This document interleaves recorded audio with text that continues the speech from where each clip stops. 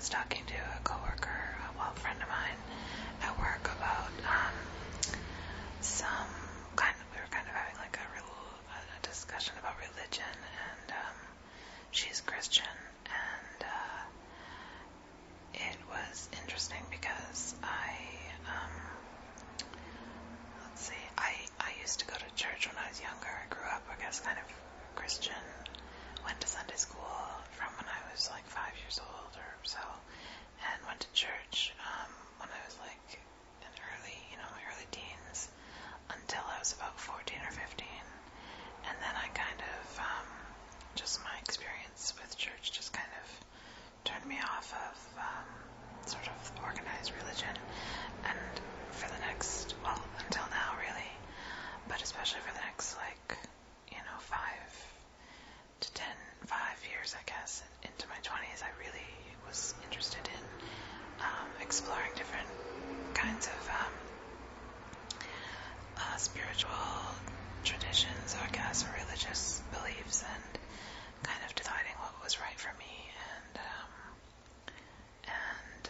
I was just really into, exploring my spiritual side and kind of developing my beliefs on the matter, which I'm not going to go into now, but discussing with my friend some things about the Bible, and we started by talking about, she's from South Africa, and we were talking about, actually, funny enough, we were talking about Hush JD's video where he was speaking in his native language, and I was just talking to her about how interesting I found that language, because it was so different from, your traditional sort of Latin, not traditional, but familiar kind of Latin-based European and Western languages that we all are familiar with. Like when I hear someone speaking in French or Spanish or German even, which I don't know German at all, but you kind of, they're all similar to English and to what I'm familiar with, and you can kind of, it's really easy to make the change or to make the shift from English to one of those types of languages. And what I found really interesting about Maori, I think it was called, Hush JD's native language, was that it was so different from those kinds of languages that we hear all the time, that I hear all the time. If you haven't heard his video, you should really check it out. He talks a lot about how his language is different. Obviously the differences between his language and, say, English, for example, and it's just it's a primitive language, so it just sounds different. You can tell that the whole language structure is different, and I find that really interesting. Okay, just a word of warning, this may very well turn into 2 videos because I'm getting off topic here, but that's okay. I think you guys will enjoy the whispering of it anyway. Okay, so, we were talking about that, and she was saying that, a lot of the sort of the languages of like the bush people in Africa, the tribes, and the more primitive languages are similar. It's the same kind of thing where they're just like completely different from the languages that we're most familiar with. And then we got to talking about this story in the Bible that she believes about the Tower of Babel, and I guess in the beginning, all the people, the entire human race basically was one race, they spoke one language, and they were one race or culture, and they, I guess, decided to build this tower to heaven, to overtake heaven, and so they built this really tall tower called the Tower of Babel, and the story goes that God was, I guess, angry that they were trying to overtake his kingdom, and so he scattered them all around the world and made them so they couldn't understand each other, they couldn't work together to build this tower. Sorry for the truck noises. Hopefully they won't be too bad.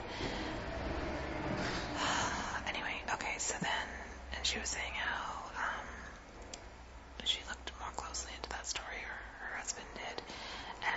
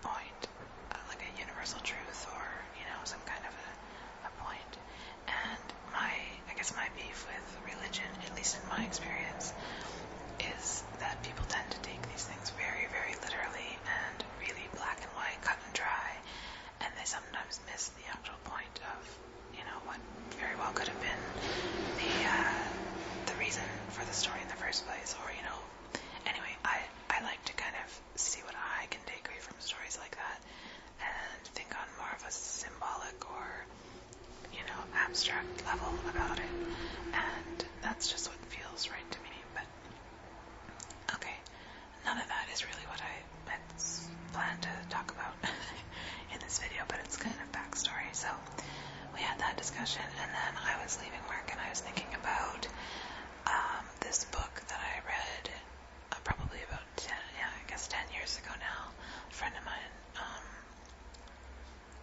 recommended it to me, and it's called Ishmael by Daniel Quinn, and it's a really cool book. I've given away my copy like a few times because I just really like that book, and I want all my friends to read it. So I think the last time I had it, I gave it to my brother. So, but I'll probably pick up another copy soon, and I'll definitely do some reading out of there for you. It's a really cool book about, it just kind of it offers an alternative theory on the birth of our modern culture, our so-called civilized culture or society, and it deals a lot with the kind of the issue of humanity sort of taking over the whole place, the earth, like taking control of everything and kind of putting ourselves in a position where we think that we have the right to just decide what lives and dies, what stays and what gets cut down, and the whole world is basically here to serve us and our needs and desires and all that, which is one of the things that I think about a lot, and that book definitely had a big part in me, in some of my views and things, and it offers a whole other theory on the inception of Christianity and our modern religions, and it's just really, really interesting. And I was thinking I should recommend it to her to read, but I kind of wasn't sure if she would be offended if she reads it or not, so I didn't, but I may still. We're actually quite close. Okay, that's another story. Anyway, she's. I don't think she's somebody who would be offended by an opposing view, but I just don't want to rock her little boat because she's, firm in her faith, and she's one of those examples, I think, where religion can be a really good thing because she's just such a loving, caring, and amazing person. So, I don't think being Christian or being really religious is doing her any harm. It's not like she's using it to hurt anybody or do anything negative, so I don't really want to mess with that. But, okay, I'm going to go on to another video here. So this will be part one, almost like a prologue to my little next video, because none of this was supposed to be in this video, but so the next video I will get to my point. Okay, bye.